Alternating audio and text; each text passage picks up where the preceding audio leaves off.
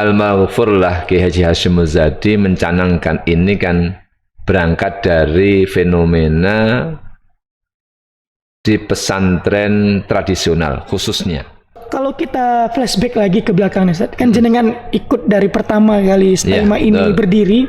Bagaimana sih jenengan melihat dari awal berdiri sampai sekarang, dan bagaimana sih mungkin kedepannya lagi Istiqomah ini menurut jenengan sendiri, Ustaz? Wajib mukim itu sampai tahun 2009. Di mulai tahun 2003 sampai 2009 itu masih wajib mukim. Semua mahasiswa kita adalah mahasiswa yang mukim di pondok. Masih dalam kawasan cakupan trilogi pesantren Al-Hikam. Yang tiga itu agama, ada amaliyah agama, prestasi, ada prestasi ilmiah, ada kesiapan hidup. Kapan sih Istiqomah mungkin mau buka prodi baru nih, Ustaz? Mungkin ada rencana atau bagaimana, Ustaz? Istiqomah mungkin mau buka prodi baru?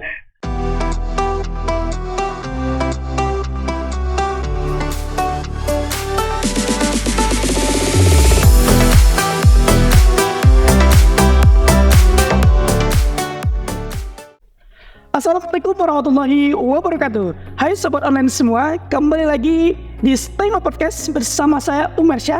Hari ini kita akan membahas yang pastinya topik-topik yang sangat menarik yang ada di seputar Istiqomah pastinya teman-teman sobat online semua.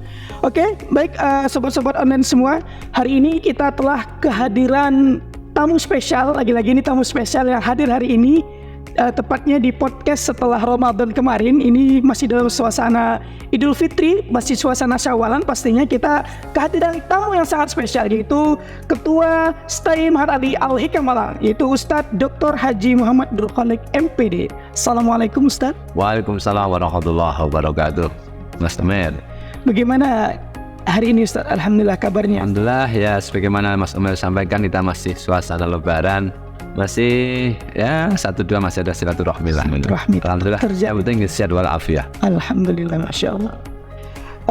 Baik teman-teman sekalian sobat online, hari ini Ustadz kita akan membahas sebuah topik yang sangat menarik nih Ustadz, yaitu tentang pengembangan lembaga pendidikan tinggi, khususnya pengembangan yang ada di STAI Mahat Ali Al-Hikam Malang. Sebagaimana kita ketahui, STAI Mahat Ali Al-Hikam Malang telah mencapai umur di 20 tahun.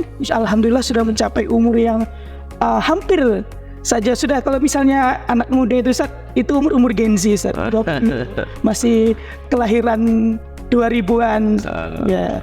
Jadi menurut Ustadz sendiri, sebagaimana yang telah digaungkan Istiqomah adalah tema besarnya adalah meneguhkan nilai-nilai pesantren menuju Universitas Hasyim Mujadi. Apa sih yang menjadi pilar utama dalam visi misi Istiqomah untuk mengembangkan bagaimana arah dan tujuan institusi ini nanti ke depannya, Ustaz? Baik, terima kasih Mas Umar. Tadi bicara tentang tema besar, yaitu pengembangan lembaga tinggi. Kita hari ini di Sekolah Tinggi Agama Islam Mahat Ali Al-Hikam Malang, kalau kita coba flashback ke belakang, kembali kepada sekitar 20 tahun, menginjak 21 tahun yang lalu ya, karena kita berdiri tahun 2003 akhir. Maka nanti Desember tahun ini sudah 2021 tahun begitu. Dulu Al-Maghfurlah Kiai Haji Hashim Muzadi mencanangkan ini kan berangkat dari fenomena di pesantren tradisional khususnya. Walaupun nanti ke belakang secara umum, tapi beliau berangkat dari fenomena dari santri-santri, lebih khusus lagi yaitu mutakharrijin dari pondok salaf atau pondok tradisional itu. Beliau ingin menawarkan bagaimana kita berusaha untuk mengembangkan keilmuan dan wawasan mereka itu. Mereka yang dikatakan oleh beliau adalah orang-orang atau anak-anak yang sudah memiliki al-madah ad-diniyah. Kemampuan keagamaannya sudah dinilai sudah sangat bagus. Mereka bukan hanya ilmu alat, tapi ilmu alat itu untuk menguasai kitab-kitab, entah fikih, usul fikih dan wawasan yang lainnya. Itu dikatakan oleh beliau, madah diniyahnya sudah bagus, sudah mapan lah. Nah, terus bagaimana anak-anak ini dikembangkan? Akhirnya berdirilah tahun 2003 itu Istiqomah ini, yang membawa konsep bagaimana menambahi metodologi untuk mereka itu, entah metodologi berpikirnya, untuk membangun wawasannya lebih luas lagi, termasuk metodologi dalam berbahasa dan metodologi yang lainnya yang kita konsep di sini. Harapannya tadi itu bagaimana wawasan keilmuan yang mereka miliki dari anak-anak atau santri-santri pondok tradisional ini bisa berkembang lagi, walhasil nanti benefitnya, tujuan akhir atau goalnya nanti bisa lebih luas.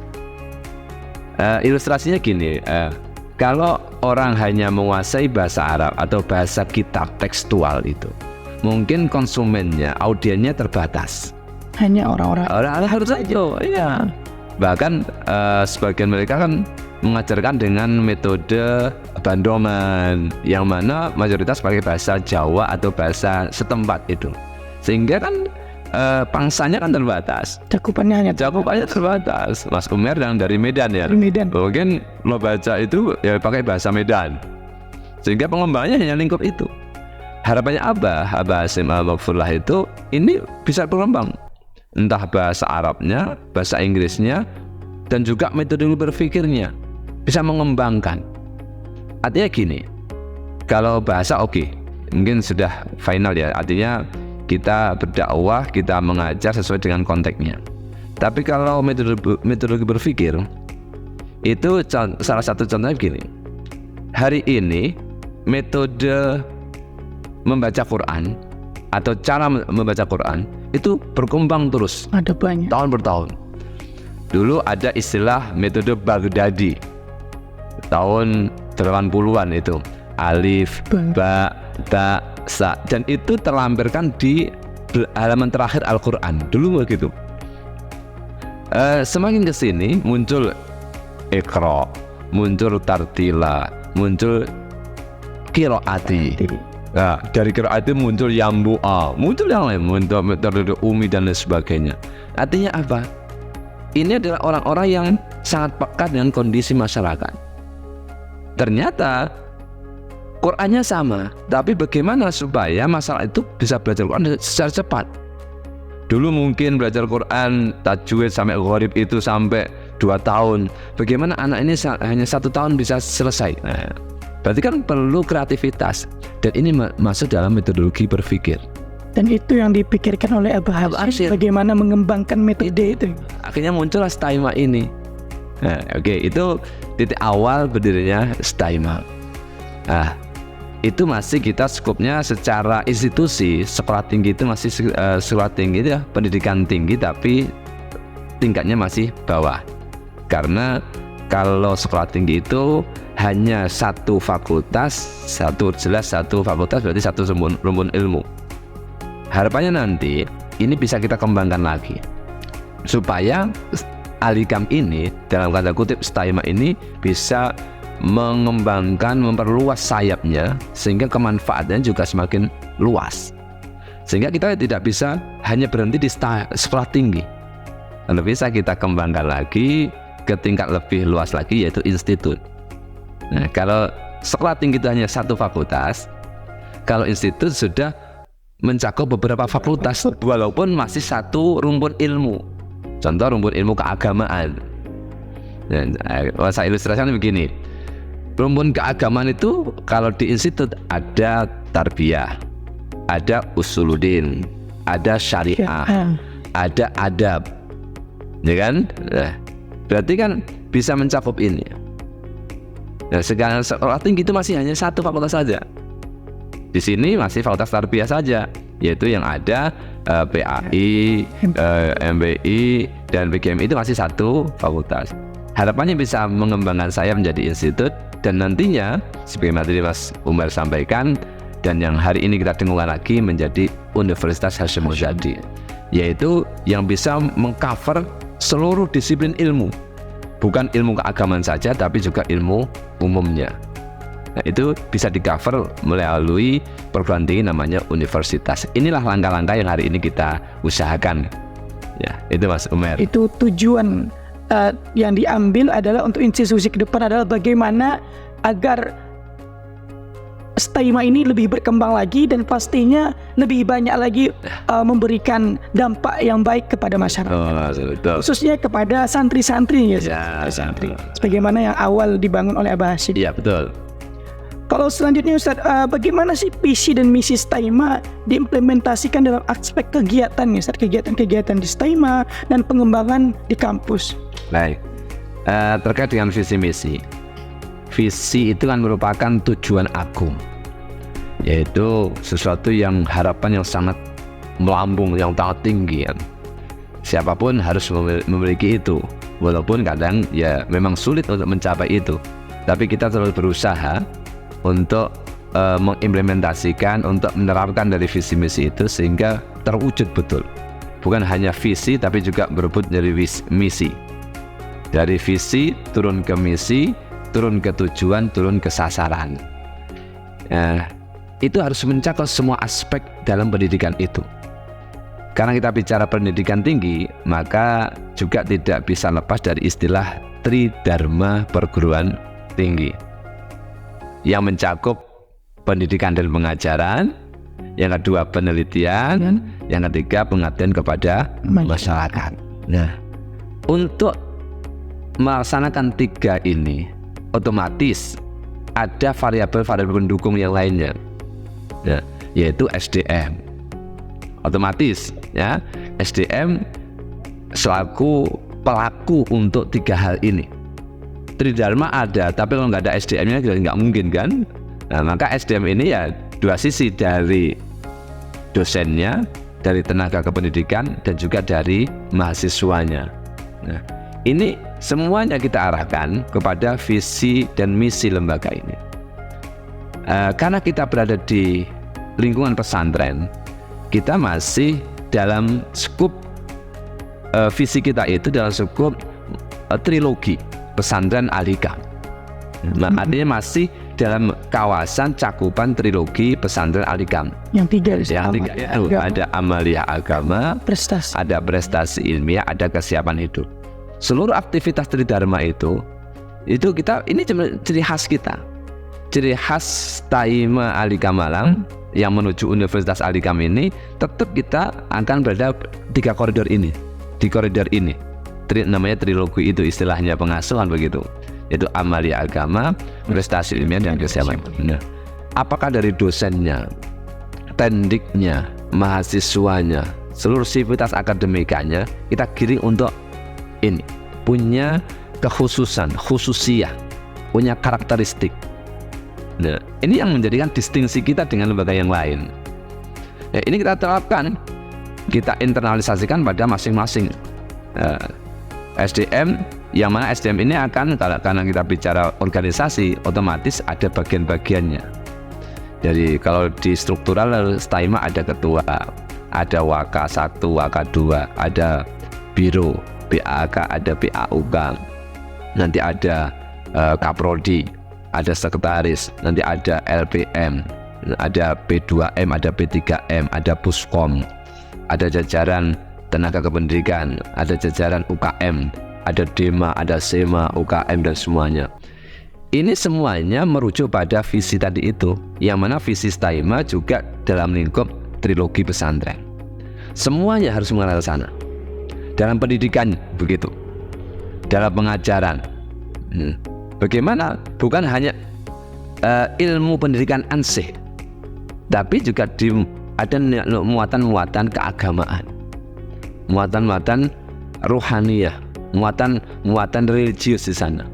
Dalam penelitian, tidak murni penelitian, tapi harus ada muatan dakwahnya, ada muatan keagamaannya, ya kan? Termasuk dalam pengabdian kepada masyarakat, harus ada amali agama yang menginternalisasi pada masing-masing kegiatan itu, di masing-masing pos, ketua, waka, dosen apa, semua begitu. Sehingga ini bersinergi, harapannya bisa bersinergi, walaupun kita masih terus belajar ya. Kita nggak ada istilah sudah di atas, bukan, tapi kita masih terus, waktu ini adalah waktu untuk belajar terus, sinergi. Maka ada hal-hal yang kita pegang hari ini untuk mencapai itu, yaitu komunikasi tetap kita utamakan. Komunikasi semua pihak. Terus mensinergikan. Nah, dalam komunikasi itu akhirnya ada sinergitas masing-masing bagian, masing-masing unit, masing-masing lembaga, termasuk dengan yayasan, Ya, kita mensinergikan. Jangan sampai tujuan yayasan berbeda dengan tujuan Stayman. Harus sinkron kan? Ada komunikasi dulu, ada mensinergi, jelas ada koordinasi. Ini kan, ada koordinasi. Harapannya nanti ke depan di semua unit yang ada di lembaga ini, yang di bawah yayasan ini ada komitmen.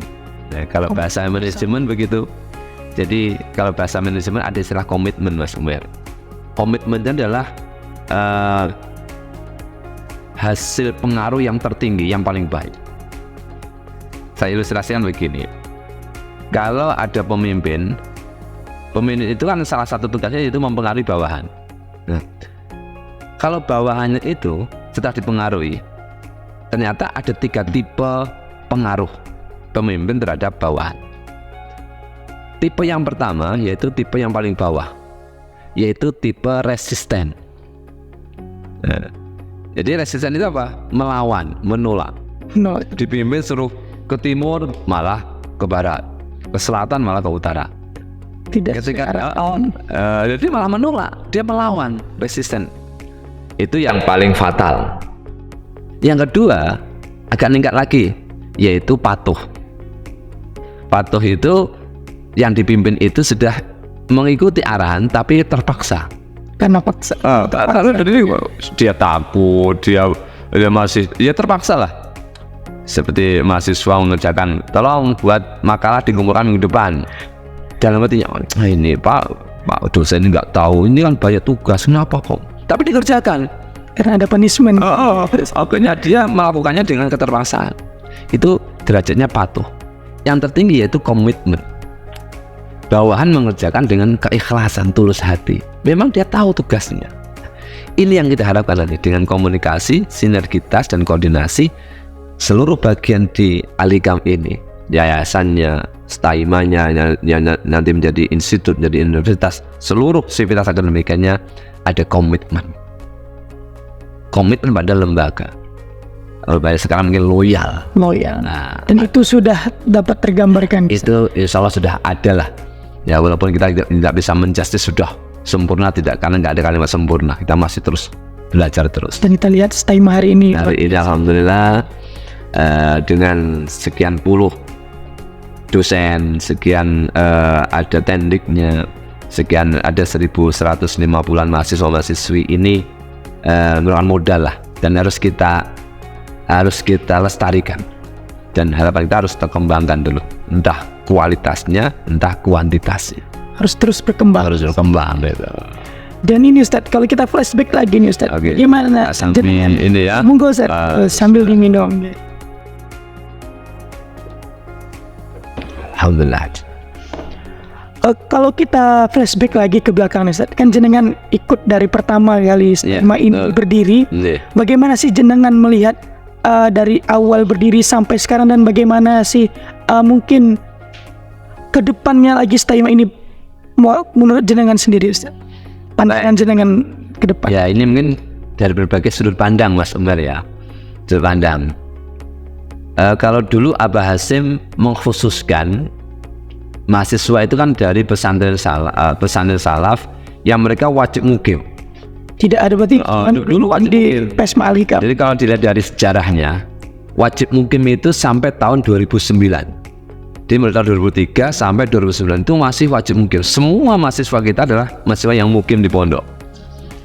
Terus ini akhirnya kita diskusi terus, termasuk dengan beliau Al-Waqfullah itu kita sampaikan, Mbah, kalau kita hanya menerima mahasiswa yang siap mukim, itu kita ada keterbatasan. Secara kuantitas sulit untuk berkembang. Satu, lokasi kita di pondok kan juga sempit. Mungkin maksimal 400 santri yang mukim. Berarti kita nggak akan bisa berkembang di atas 400. Itu alasan pertama. Yang kedua, tidak semua calon mahasiswa itu semua berbasic pesantren. Ada level masyarakat yang tidak berbasic pesantren ingin kuliah di kita.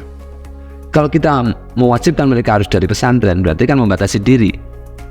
Otomatis tidak akan berkembang kuantitasnya. Karena pasarnya hanya Bangsanya sekecil sekali, tidak luas.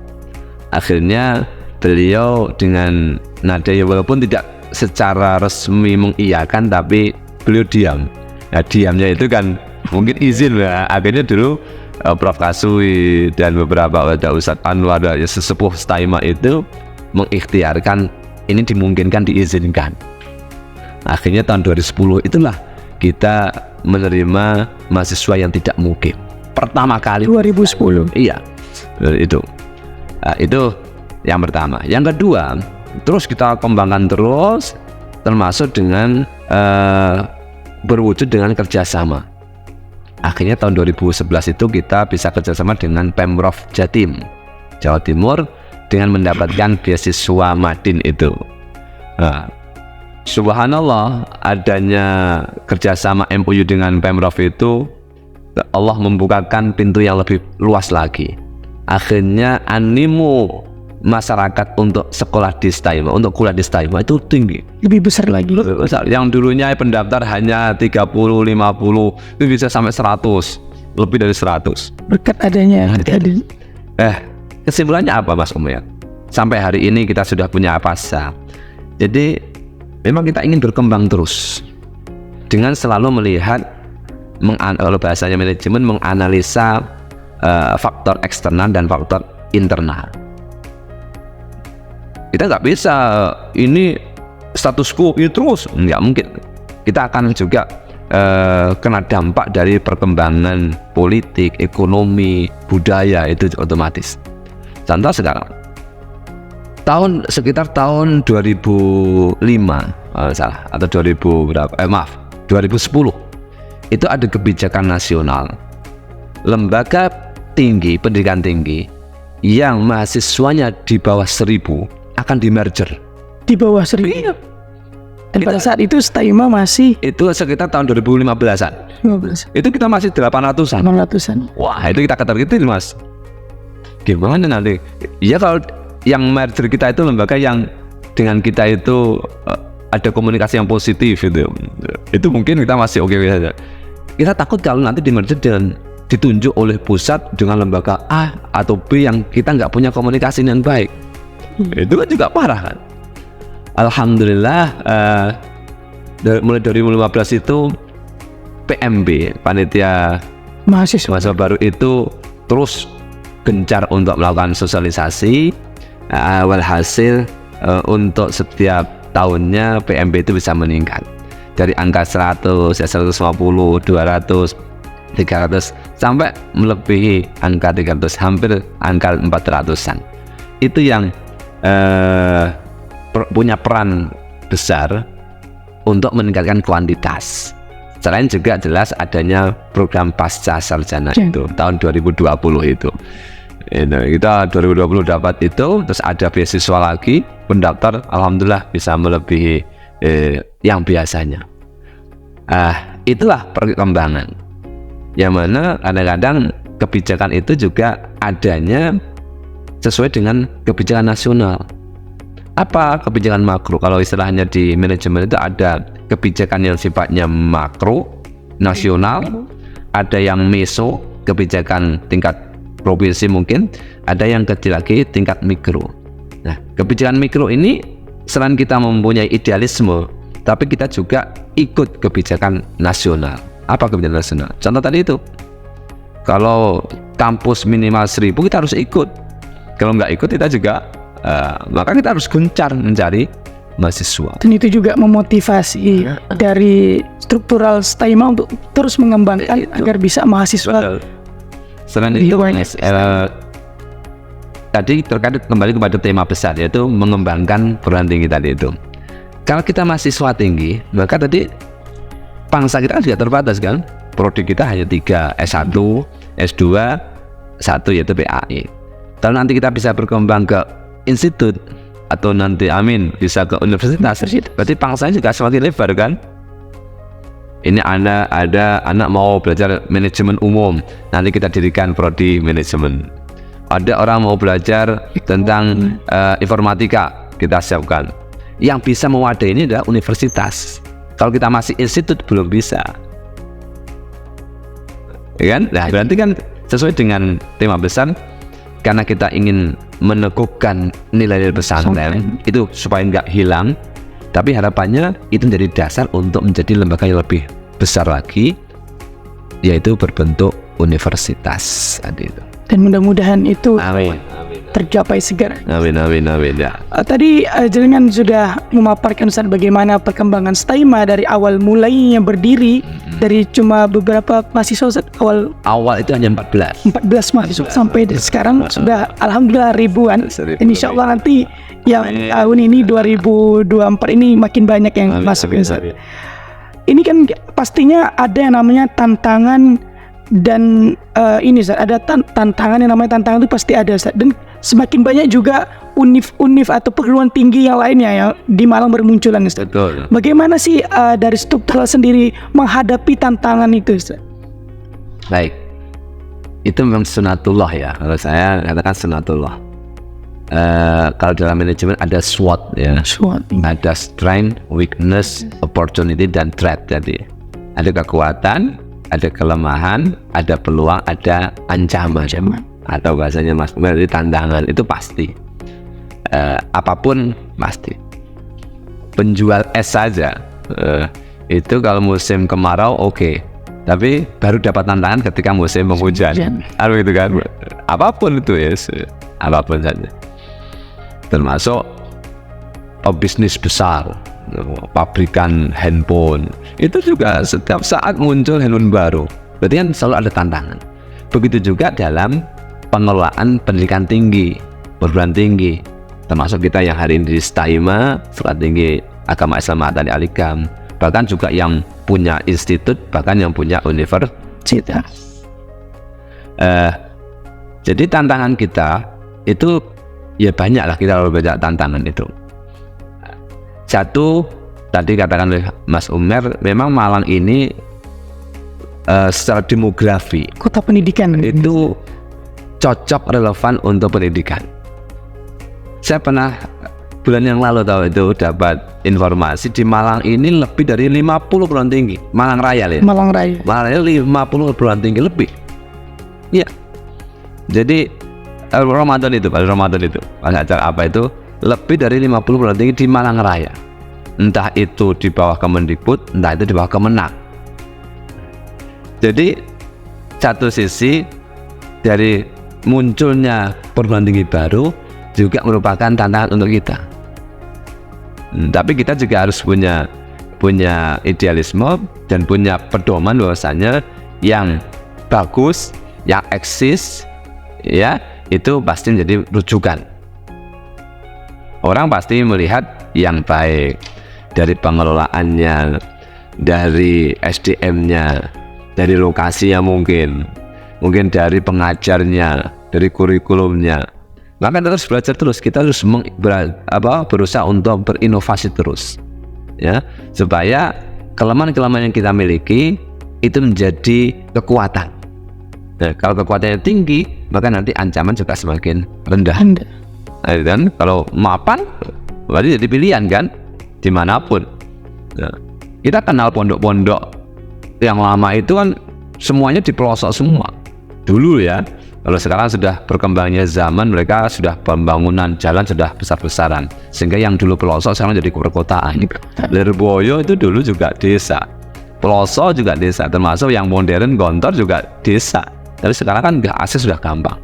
Apalagi berkat adanya keterkenalan orang terhadap pondok tersebut, Oke. daerah itu makin maju. Itu satu faktor yang lain ya. Tapi intinya yang dulu di pelosok pun ternyata berkembangnya zaman dikenal karena mungkin kualitasnya, pendidiknya, kurikulumnya, ya dan lain sebagainya. Nah, ini kembali ke sini lagi. Jadi tantangan tadi itu selalu ada. Tapi kita juga harus berbenah diri. Bukan hanya fokus pada tantangannya, enggak, tapi bagaimana meningkatkan kualitas yang ada. Karena otomatis tadi saya katakan kalau modal yang ada ini kuat, ya, kekuatan itu semakin meningkat, ya, kelemahan semakin rendah, itu otomatis akan menjawab tantangan akan semakin tipis. Walaupun tidak akan mungkin akan hilang, selalu ada. Itu baru tantangan rivalitas sesama perguruan tinggi. belum tantangan menjawab teknologi. Kita masih ingat betul ketika corona melanda dunia ini, bukan hanya negara kita tapi dunia ini. Yang dulu tahun 2019 akhir menjelang 2020 ketika corona mau datang ke Indonesia khususnya itu, kita menggembur-gemburkan. Nah, kita masih acuh tak acuh dengan pendidikan jarak jauh PJJ itu, ya kan? Daring dan lain-lain. Dulu kita nggak mendengar, cenderung acuh tak acuh bagaimana mengajar orang jarak jauh. Tapi ternyata itu sangat dibutuhkan dan dituntut untuk bisa. Dan mau tidak mau karena adanya corona tersebut harus bisa. Sekarang lembaga yang hanya mengandalkan fisik tanpa menyediakan media online itu juga akan ditinggalkan. Dan sekarang transaksi fisik kan semakin ditinggalkan. Semua sekarang sudah Online. Pembayaran apa sudah transfer, nggak ada manual. Termasuk alhamdulillah lembaga kita juga begitu kan. SPP sudah Online. cashless. Ya kan, nggak ada yang cash. Kalau ke kantor bawa cash pun disuruh transfer. Nah, yang itu kan. Ya ini ada sudah bawa uang loh itu. Suruh tetap bank. Tetap nggak loh. Itulah. Itu tidak tantangan itu. Artinya bukan hanya rivalitas sesama perguruan tinggi, tapi juga ada tantangannya yang lainnya. Entah itu teknologi, termasuk ekonomi, termasuk politik itu juga. Nah, iya. Sekarang banyak lembaga-lembaga yang dalam tanda kutip ya, politisasi itu dia punya perguruan tinggi. Karena perguruan tinggi itu adalah inputnya dari SMA, akhirnya dia mendirikan SMA. Harapannya nanti yang dari SMA itu semua masuk perguruan tinggi dia dimonopoli, ya nggak masalah itu. Berarti kan ada politisasi pendidikan dalam artian yang tanda kutip yang positif kan. Positif. Ya supaya bahasa kita supaya nanti nggak tercemar dengan ideologi yang lain. SMA berdiri turun lagi mendirikan SMP atau MTS. Harapannya anak SMP MTS tadi masuk ke SMA. Itu ya nggak masalah. Itu juga tantangan kan. Maka hari ini banyak khususnya di perguruan tinggi Islam itu hampir semua pondok pesantren punya perguruan tinggi. Coba cek sekarang. Dulu yang nggak ada. Sekarang situ kiri ada An-Nur ada mana lagi? Lirboyo ada Darussalam Banyuwangi ada. Nah, harapannya nanti begitu. Alikam mungkin ke depan pengembangannya bisa begitu. Pengembangan untuk kuantitas bisa mendirikan lembaga bawahnya supaya nanti alumni SMA atau SMK itu nanti bisa dimobilisir ke sekolah tinggi atau universitas Hasyim Muzadi ini. Jadi mudah-mudahan kedepannya STAIMA Alikam dapat makin berkembang lagi. Amin. Dengan adanya tadi tantangan dan segala rintangan itu insya Allah dapat terlalui kalau misalnya ada namanya satu komitmen tadi, komitmen bersama untuk bagaimana mengembangkan yang ini amanah besar nih, amanah besar dari Abah Hasyim untuk STAIMA yang lebih baik ke depan. Mungkin teman-teman sekalian, alhamdulillah tak terasa kita Ustadz. Tapi ini Ustadz, mungkin sebelum akhir nih Ustadz, ini mungkin jenengan bisa spill sedikit Ustadz. Banyak pasti teman-teman yang mau pengen tahu nih Ustadz, kapan sih STAIMA mungkin mau buka prodi baru nih Ustaz. Mungkin ada rencana atau bagaimana Ustaz? Mungkin mau buka prodi baru? Kalau ingin, kita sudah tahun kemarin ingin ya. Cuma realisasinya karena gini, kadang-kadang keinginan itu juga bersinggungan dengan pihak lain ya. Artinya apa? Kita ini kan lembaga tinggi swasta di bawah koordinatorat namanya Kopertais. Kopertais di bawah Kemenak Pusat. Sehingga ada tahapan-tahapan yang harus kita lalui. Contoh, untuk kita sudah ingin mengajukan prodi ekonomi syariah, tapi harus ada rekom dari Kopertais. Ya ini, nah Kopertais itu kan membawahi sekian ratus perguruan tinggi, sekian ratus prodi, sehingga ya di sana mungkin prosesnya agak lama karena harus cek kelayakan tempatnya, kelayakan SDM-nya, kelayakan keilmuannya bagaimana yang ditawarkan itu. Mereka masih menganalisa itu. Nanti kalau ini lolos akan muncul rekom dari Kopertais Surabaya. Nah, kopertais itu yang sudah melakukan rekom itu nanti kita bawa ke Jakarta untuk diajukan. Jadi pihak Jakarta Kemenak Pusat itu tergantung analisa dari kopertais. Jadi kita sudah tahun kemarin sudah mengajukan, tepatnya insya Allah Desember ya, dan sudah mengajukan 1 prodi lagi. Harapannya tahun depan ini kita bisa berubah status dari sekolah tinggi jadi institut. Karena ada syarat 3 fakultas. Hari ini kita sudah ada tarbiyah, sudah cukup itu. Nanti kalau satu muncul syariah, mungkin tambah 1 lagi, sudah boleh menjadi institut. Sehingga pangsa kita bisa lebih luas lagi. Ya mohon supportnya ya. Insyaallah.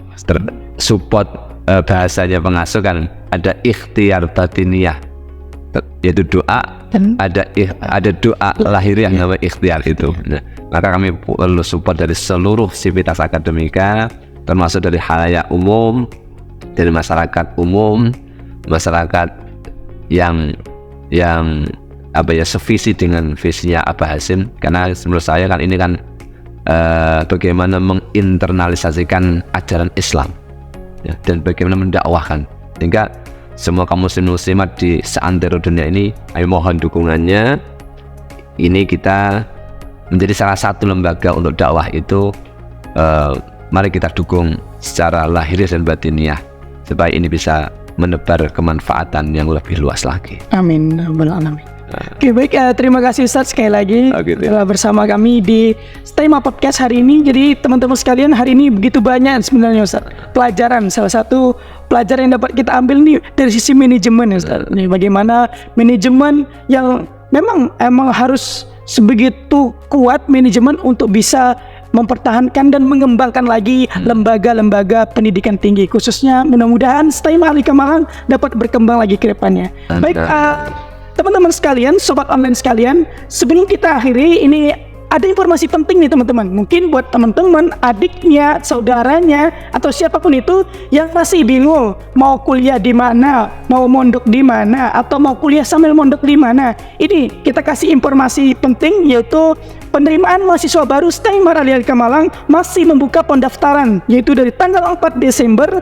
2023 sampai dengan tanggal 9 September 2024. Mari bergabung bersama kami menjadi bagian dari keluarga besar Stema Al-Hikam Malang dan menjadi bagian dari santri Kiai Haji Ahmad Hasyim Muzadi. Baik, teman-teman sekalian, mungkin bagi teman-teman yang mau mungkin kepo dengan Stema, bisa langsung saja ikuti Instagram kami di @Stema Al-Hikam Malang atau di Facebook kami di Stema Al-Hikam Malang, di YouTube kami pastinya yang sedang teman-teman tonton saat ini, yaitu di Stema Al-Hikam Malang. Mungkin itu saja yang dapat saya sampaikan. Sekali lagi terima kasih Ustaz. Sama-sama dan di sini. Sehat selalu Ustaz. Amin. Dan kuat selalu untuk menjaga amanah ini Ustaz. Amin.